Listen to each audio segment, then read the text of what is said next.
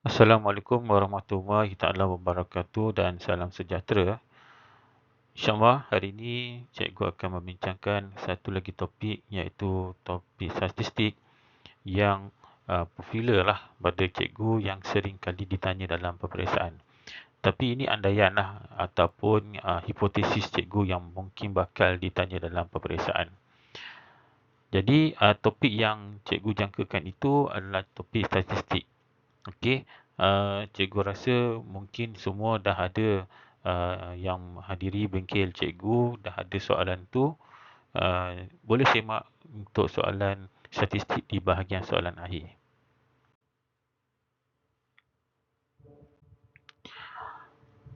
Baik, dalam soalan yang cikgu berikan tu, dia ada satu gambar raja OGIF ya. So, apa yang boleh cikgu tunjukkan di sini? Okey, yang diberikan kepada kita ni adalah satu graf OGIF yang mana yang ni adalah kekerapan longgokan dan ini adalah jisim. So, di bawah ni, okey, kita panggil sempadan atas lah. Okey, sempadan atas. Dan ini adalah kekerapan longgokan. Okey, ramai di kalangan pelajar yang sering kali kerap membuat kesalahan dengan mengambil maklumat kekerapan longgokan ini untuk membuat graf histogram ataupun graf poligon. So, apa yang boleh cikgu nasihatkan sekarang ini? Kamu kena tahu bagaimana kita nak buat reverse konsep ataupun bagaimana nak dapatkan nilai bagi kekerapan daripada maklumat kekerapan longgokan. So, yang pertama sekali kita bacalah darjah 10 menunjukkan OGIF yang mewakili jisim bagi 40 orang murid tingkatan 5. Okey, so tolong highlightkan di sini tentang 40 orang. So, maksud 40 orang ini adalah jumlah kekerapan lah. Okey, dalam satu kelas tu, tingkatan 5 aktif ni, ada 40 orang pelajar.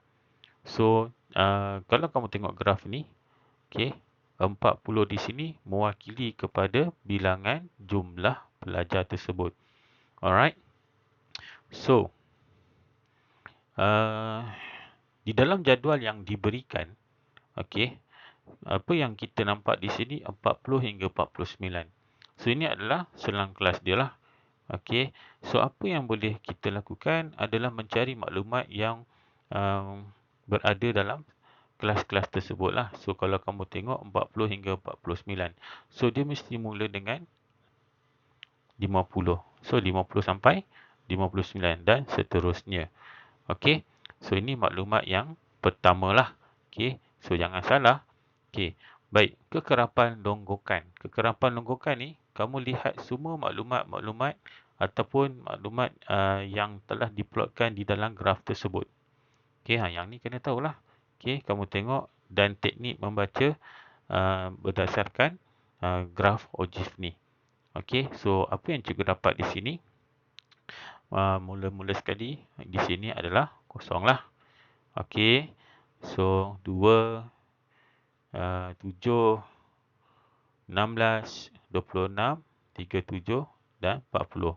So, maksud kekerapan longgokan ini adalah okey, bilangan ataupun nilai yang terakhir ni merupakan jumlah kepada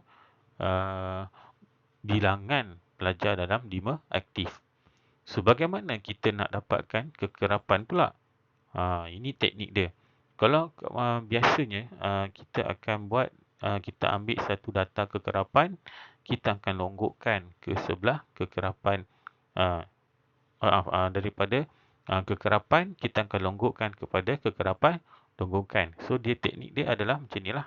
Daripada sini, dia pergi sini. Betul tak?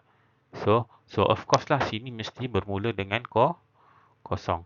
Okey, so mesti mula dengan kosong. Okey, so kosong. Jadi, ingat, macam mana kita nak dapat okey, nilai yang berada di sini. Okey, nilai yang berada di sini, iaitu kita silangkan dia. Okey, kosong tambah berapa boleh dapat 2. So, mestilah 2. Betul tak? Okey, so kosong tambah 2 sama dengan 2. Okey, kemudian kita silangkan lagi. Okey, bawa ke sini. 2 tambah berapa boleh dapat 7. Okey, mestilah 5. Dan benda ni berulang sehinggalah kamu akan dapat jumlah yang sebenar. Okey, 9, kemudian 16 tambah berapa boleh dapat 26. Okey, dan seterusnya akhir sekali kita akan dapat 3. So, inilah maklumat ataupun kaedah cara untuk mencari nilai kekerapan. So, kamu kena mahir di sinilah. Okey. So, kalau kamu jumlahkan balik kosong, tambah 2, tambah 5, tambah 9, tambah 10, tambah 11 dan 3 ni, jumlah dia mesti dapat 40. Alright. So, kaedah nak menyemak lah. Okey. Okey, baik. Kita teruskan. Okey. Dengan menggunakan skala 2 cm kepada 10 kilogram. Okey, pada paksi mengufuk. So, paksi mengufuk ni of course lah, iaitu paksi X. 2 cm kepada 2 orang murid pada paksi mencancang. Yang ni adalah paksi Y. So, dia suruh lukis histogram. Okey, histogram ni, cikgu suka anak-anak murid cikgu menggunakan maklumat yang ni lah. Pertama sekali, maklumat mesti ada titik tengah. Okey, mesti ada titik tengah. Okey, yang kedua mesti ada maklumat kekerapan. Okey, kenapa cikgu suka pakai titik tengah ni? Okey, sebab titik tengah ni kadang-kadang dalam jadual dia nak dapatkan mean, okey, nak dapatkan variant, okey, sisian pawai dan seterusnya lah.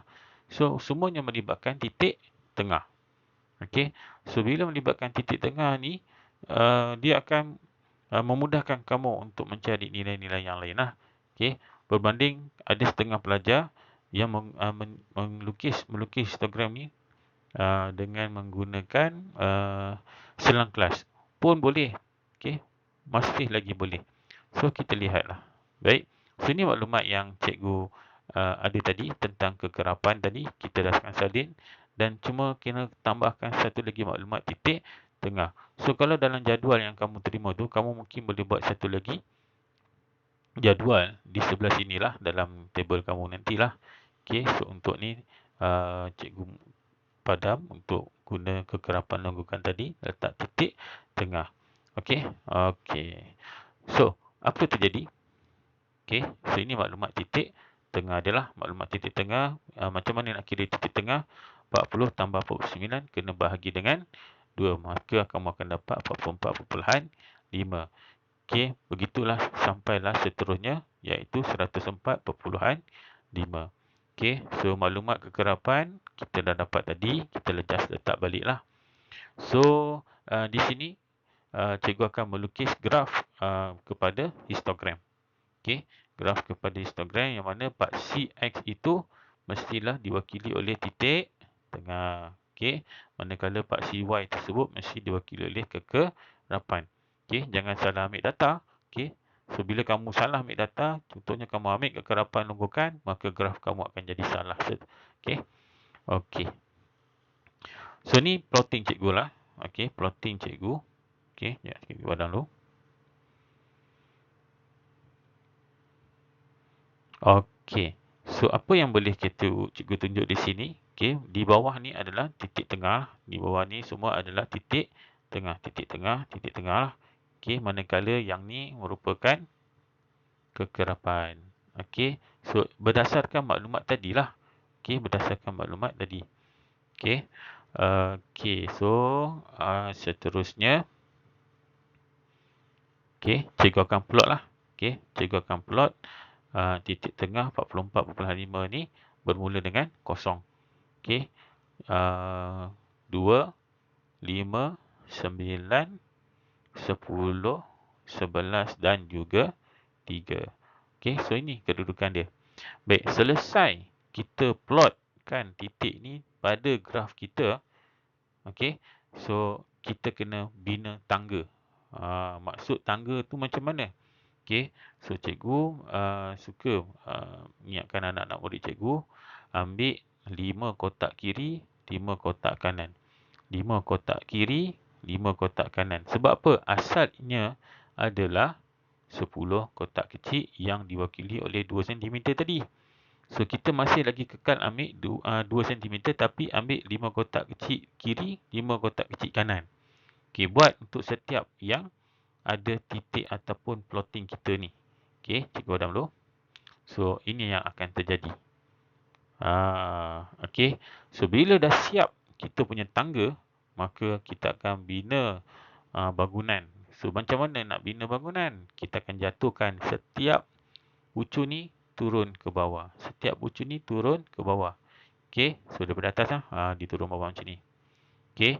So, apa yang akan terhasil? Okey. Apa yang akan terhasil? Bentuknya akan jadi macam ni. So, inilah yang dipanggil sebagai graf histogram. Okey, anak-anak semua jelas So, ada banyak lagi yang boleh kita explore di dalam graf histogram ni. Antaranya adalah poligon. So, andai katalah soalan tu minta kamu buat poligon, masih lagi guna maklumat yang sama. Okey, cumanya untuk graf bagi poligon, cikgu ambil warna hijau lah. Okey. Baik, untuk graf poligon kamu just sambung saja titik. Sambung. Okey, sampailah bawah, okey. So, sampai bawah sini. Cumanya anak-anak semua, biasakan diri kamu untuk tidak memberi dua jawapan. Okey, kalau soalan minta kita buat histogram, buat histogram lah. Kalau minta buat poligon dan kamu rasa kamu nak buat histogram dulu, so better kamu labelkan lah. Okey, ni namanya poligon. Okey. So, label yang ni namanya adalah histogram. So, nasihat cikgu, okey, buat satu sahaja. So, tak perlu buat dua-duanya sekali. Okey, jelas So, fokus kita di sini adalah untuk melukis. Okey, untuk melukis histogram. So, jangan salah anak-anak ya. Okey. Baik, kita teruskan. Baik, ada satu penambahan lah. Mungkin ini soalan kebat. Okey, soalan kebat yang mana kalau kamu tengok soalan asal, ini yang diberi kepada kita. Yang ni yang diberikan kepada kita iaitu graf ogive tadi. Okey, daripada graf ogive ni, mungkin ada satu soalan tu dia suruh kita dapatkan jumlah antara kuartil. So, bukan lagi graf yang kita buat tu dah. Okey, bukan graf histogram tadi. Okey, tapi berdasarkan soalan yang ada graf tersebut, iaitu graf ogive. So, kena fahamlah apakah yang dikatakan sebagai jumlah antara kuartil. So, awak semua kena mencari kuartil pertama dan kuartil yang ketiga. Okey, ini kuartil pertama. Okey, kuartil pertama. Jadi kuartil pertama ni mestilah 1/4 daripada 40. Kenapa 40? 40 ni adalah bilangan. Okey, bilangan pelajar yang berada dalam kelas tadilah. Okey, so bila kamu darab, kamu akan dapat 10. So cari 10. 10 berada di kedudukan ini. Okey. So nilai ini kamu akan buat satu garis sampailah kena pada lengkung itu. So yang ni yang terhasil. So make sure di bawah ni mesti ada anak panah. Okey, so kamu kena bacalah berapa nilai kat sini. So di sini cikgu nak ajar bagaimana kamu nak dapatkan nilai kotak ni. Okey. So apa yang boleh kamu lakukan di sini, okey, bila cikgu semak jawapan pelajar, ramai yang tinggal jawapan. Dia tak reti nak cari dalam kotak-kotak kecil ni. Okey, ni teknik dia. Okey, kamu tengok kan? Okey, so perbezaan antara dua nilai ini merupakan 10. Okey, merupakan 10 unit. Okey, so 10 unit ini kita ada 10 kotak kecil.